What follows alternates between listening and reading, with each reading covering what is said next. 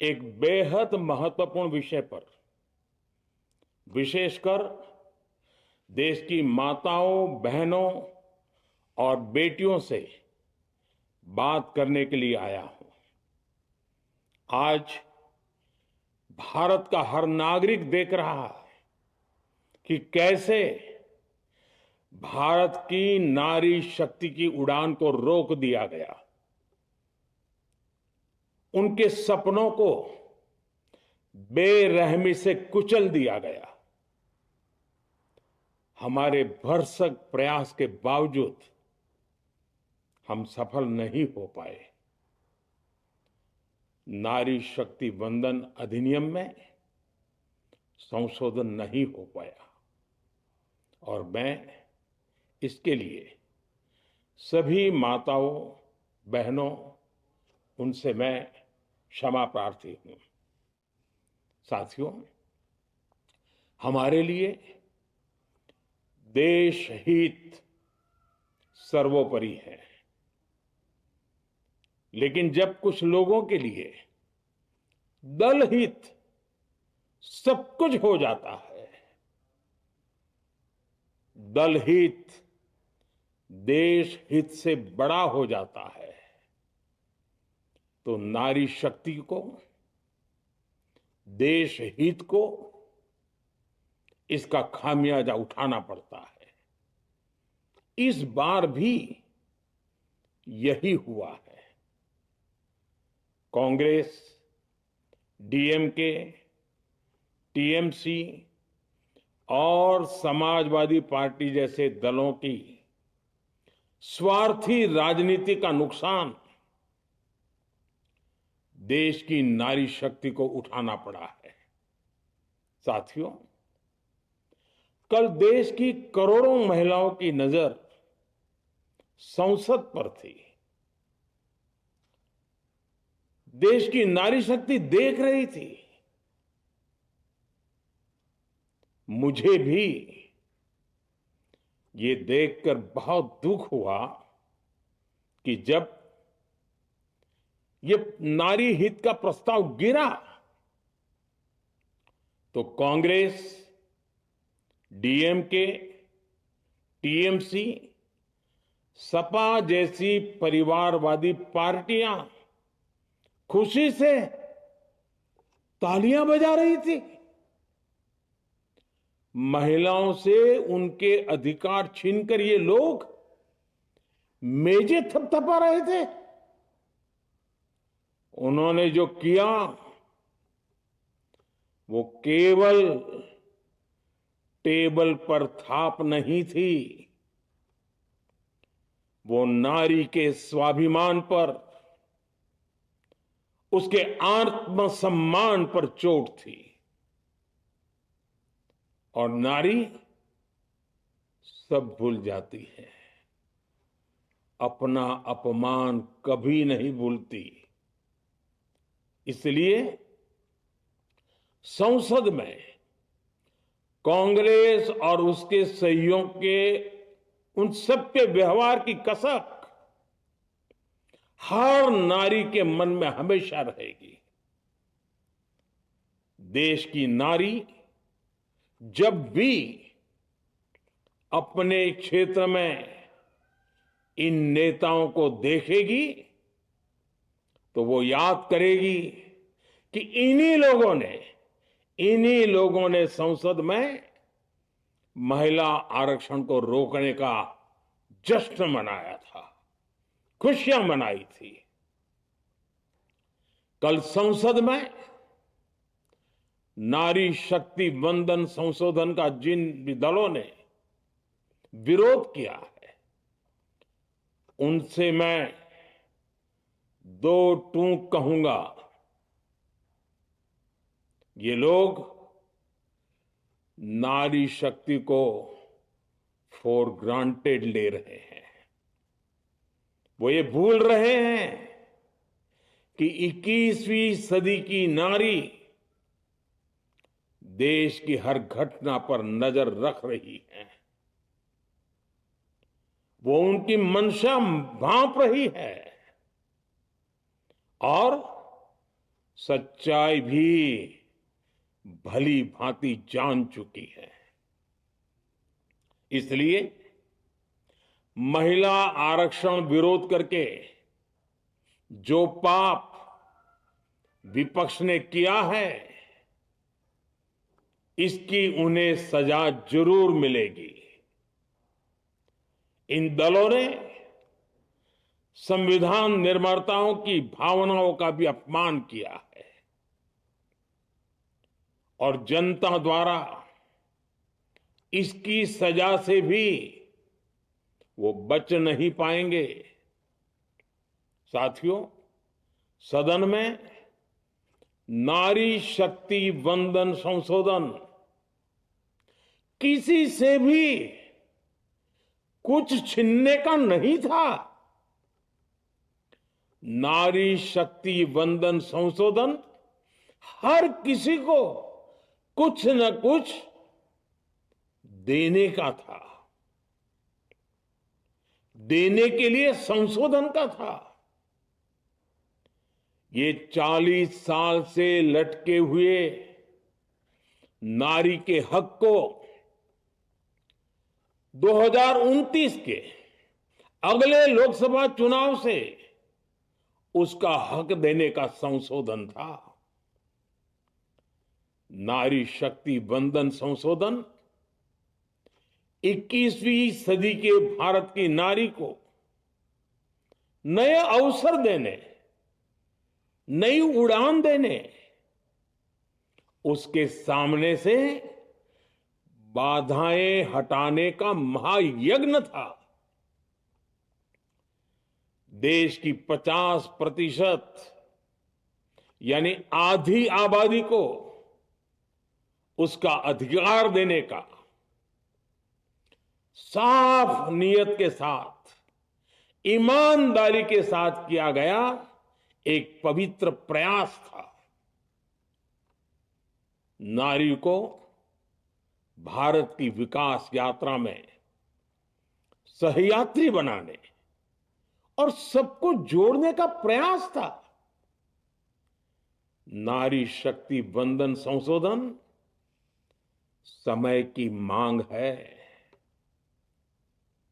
नारी शक्ति वंदन संशोधन उत्तर, दक्षिण, पूरब, पश्चिम सभी राज्यों की, हर राज्य की शक्ति में समान वृद्धि का प्रयास था। ये संसद में सभी राज्यों की आवाज को अधिक शक्ति देने का प्रयास था। राज्य छोटा हो, राज्य बड़ा हो, राज्य की आबादी कम हो या राज्य की आबादी ज्यादा हो, सबकी समान अनुपात में शक्ति बढ़ाने की कोशिश थी। लेकिन इस ईमानदार प्रयास की कांग्रेस और उसके सहयोगियों ने सदन में पूरे देश के सामने भ्रूण हत्या कर दी है, भ्रूण हत्या कर दी है। ये Congress, TMC, Samajwadi party, DMK जैसे दल इस भ्रूण हत्या के गुनहगार हैं। ये देश के संविधान के अपराधी हैं। ये देश की नारी शक्ति के अपराधी हैं। साथियों, कांग्रेस महिला आरक्षण के विषय से ही नफरत करती है। उसने हमेशा से ही महिला आरक्षण को रोकने के लिए षड्यंत्र किए हैं।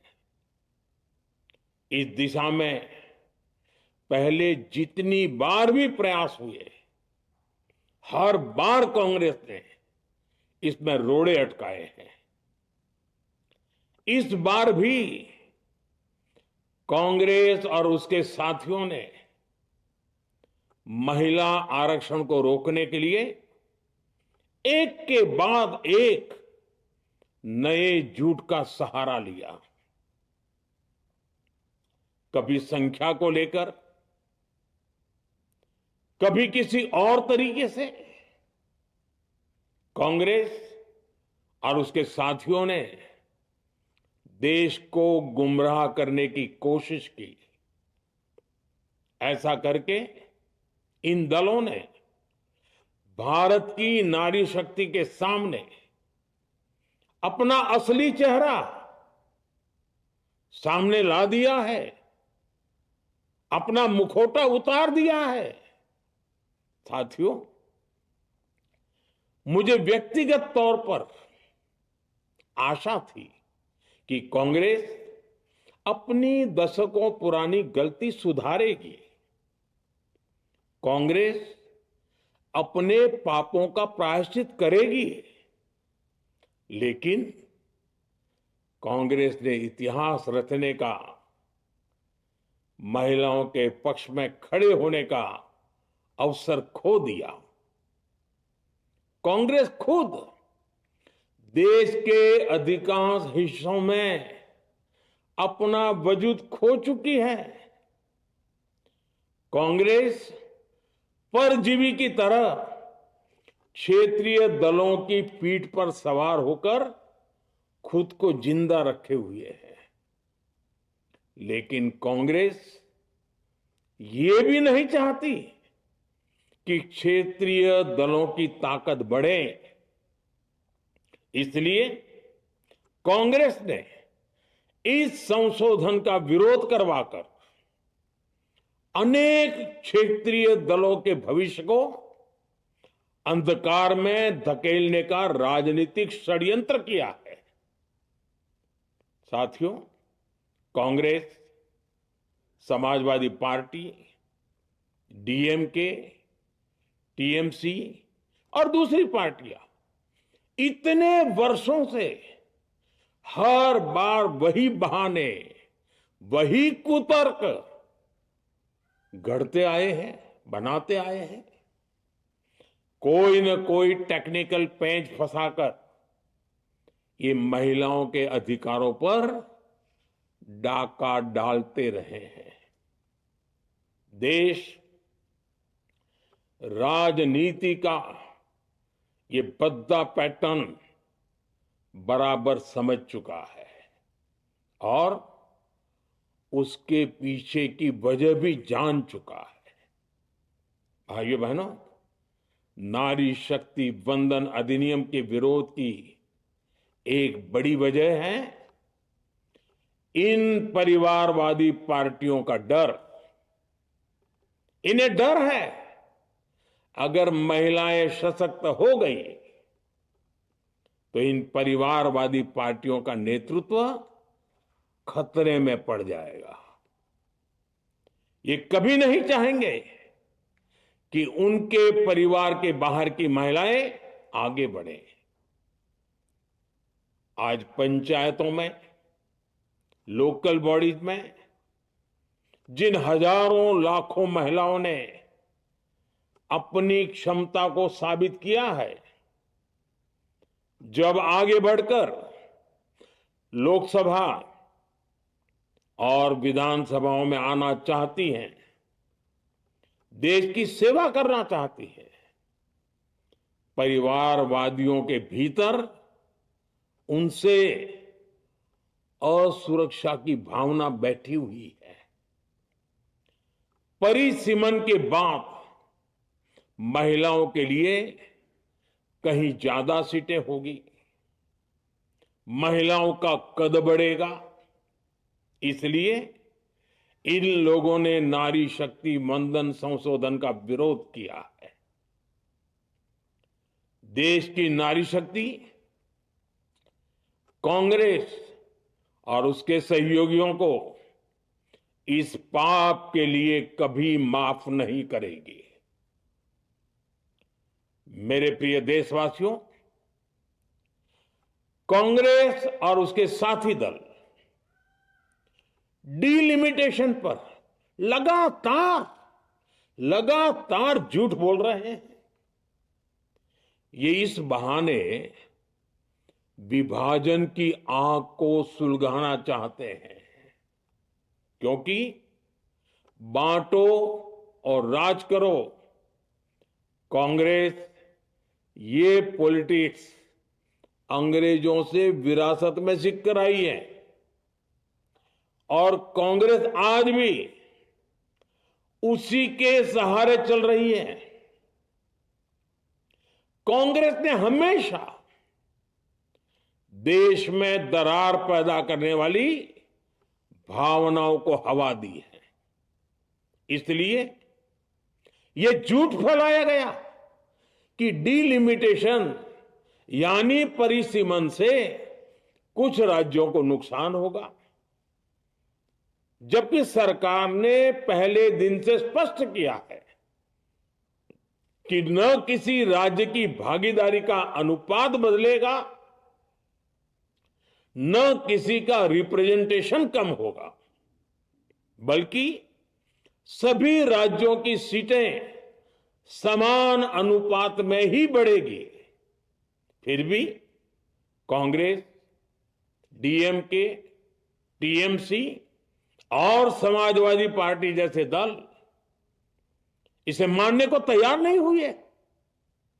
साथियों, ये संशोधन बिल सभी दलों और सभी राज्यों के लिए एक मौका था, एक अवसर था।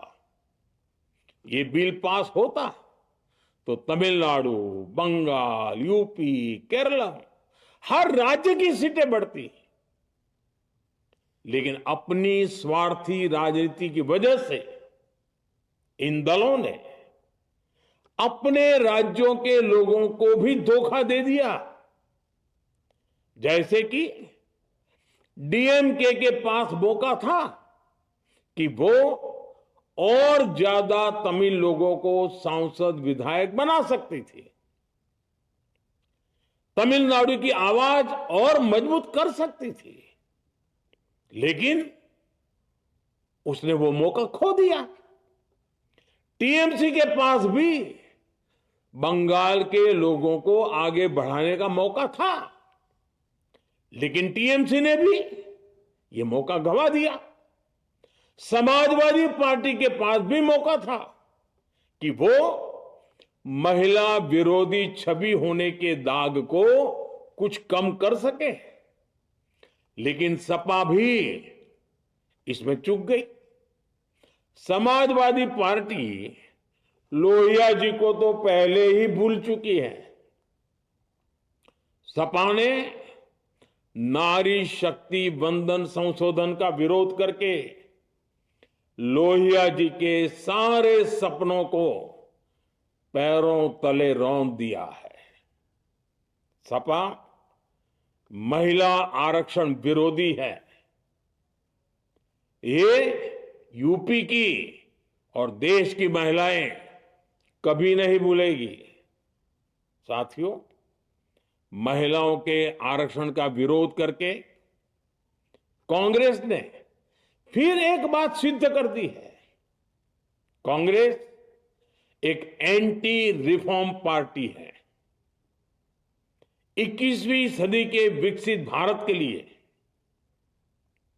जो भी निर्णय, जो भी रिफॉर्म जरूरी है, जो भी निर्णय देश ले रहा है, कांग्रेस उन सब का विरोध करती है, उसे खारिज कर देती है, उस काम के अंदर खलल डालती है। यही कांग्रेस का इतिहास है और यही कांग्रेस की नेगेटिव पॉलिटिक्स है। साथियों, ये वही कांग्रेस है जिसने जनधन, आधार, मोबाइल, स्त्री शक्ति का विरोध किया। कांग्रेस ने डिजिटल पेमेंट्स का विरोध किया। कांग्रेस ने जीएसटी का विरोध किया। कांग्रेस ने सामान्य वर्ग के गरीबों को आरक्षण का विरोध किया। कांग्रेस ने ट्रिपल तलाक के विरुद्ध कानून का विरोध किया। कांग्रेस ने आर्टिकल 370 हटाने का विरोध किया। हमारा संविधान, हमारे कोर्ट जिस यूनिफॉर्म सिविल कोड, समान नागरिक आचार संहिता को, यूसीसी को जरूरी बताते हैं, कांग्रेस उसका भी विरोध करती है। रिफॉर्म का नाम सुनते ही कांग्रेस विरोध की तख्ती लेकर दौड़ पड़ती है। ऐसा कोई भी काम जिससे देश मजबूत होता है, कांग्रेस उसमें बाधाएं खड़ी करने के लिए पूरी शक्ति लगा देती है। Congress one nation one election का विरोध करती है। कांग्रेस देश में घुसपैठियों को भगाने का विरोध करती है। कांग्रेस मतदाता सूची के शुद्धिकरण एसआईआर का विरोध करती है। कांग्रेस वक्फ बोर्ड में रिफॉर्म का विरोध करती है। साथियों, कांग्रेस ने शरणार्थियों को सुरक्षा देने वाले सीएए कानून तक का विरोध किया। इस पर झूठ बोलकर, अफवाहें फैलाकर देश में बवंडर खड़ा कर दिया। कांग्रेस माओवादी नक्सली हिंसा को समाप्त करने के देश के प्रयासों में भी रुकावटें डालती है। कांग्रेस का एक ही पैटर्न रहा है, कोई भी रिफॉर्म आए तो झूठ बोलो, भ्रम फैलाओ। इतिहास साक्षी है, कांग्रेस ने हमेशा यही नेगेटिव रास्ता चुना है। साथियों, जो भी कार्य देश के लिए जरूरी फैसला होता है, कांग्रेस इसको कारपेट के नीचे डाल देती है। कांग्रेस के इसी रवैये की वजह से भारत विकास की उस ऊंचाई पर नहीं पहुंच पाया जिसका भारत हकदार है। आजादी के समय उस दौर में हमारे साथ और भी कई देश आजाद हुए थे। ज्यादातर देश हमसे बहुत आगे निकल गए और इसकी वजह थी कि कांग्रेस हर रिफॉर्म को रोककर बैठी रही। लटकाना, भटकाना, अटकाना, यही कांग्रेस का सिद्धांत रहा है, यही कांग्रेस का वर्क कल्चर रहा है। कांग्रेस ने पड़ोसी देशों के साथ सीमा विवादों को लटकाया। कांग्रेस ने पाकिस्तान के साथ पानी बंटवारे से जुड़े विवादों को लटकाया। कांग्रेस ने ओबीसी आरक्षण के निर्णय को 40 साल तक लटकाए रखा। कांग्रेस ने सैनिकों के लिए वन रैंक वन पेंशन को 40 साल तक रोके रखा। साथियों, कांग्रेस के इस रवैये ने हमेशा देश का बहुत बड़ा नुकसान किया है। कांग्रेस के हर विरोध, हर अनिर्णय, हर छल प्रपंच का खामियाजा देश ने भुगता है, देश की पीढ़ियों ने भुगता है। आज देश के सामने जितनी भी बड़ी चुनौतियां हैं, वो कांग्रेस के इसी रवैये से उपजी हुई है। इसलिए ये लड़ाई सिर्फ एक कानून की नहीं है, ये लड़ाई कांग्रेस की उस एंटी रिफॉर्म मानसिकता के साथ है जिसमें सिर्फ नेगेटिविटी है, नकारात्मकता है। और मुझे इसमें कोई संदेह नहीं है कि देश की सभी बहनें बेटियां कांग्रेस की इस मानसिकता को करारा जवाब दे के रहेगी। साथियों, कुछ लोग देश की महिलाओं के सपने टूटने को सरकार की नाकामी बता रहे हैं। लेकिन ये विषय कामयाबी या नाकामयाबी क्रेडिट का था ही नहीं। मैंने संसद में भी कहा था, आधी आबादी को उनका हक मिल जाने दीजिए, मैं इसका क्रेडिट विज्ञापन छपवाकर विपक्ष के सभी लोगों को दे दूंगा। लेकिन महिलाओं को दकियानुसी सोच से देखने वाले फिर भी अपने झूठ पर अड़े रहे, कायम रहे। साथियों, नारी शक्ति को भागीदारी दिलाने की लड़ाई दशकों से चल रही है। वर्षों से मैं भी इसके लिए प्रयास करने वालों में से एक हूं।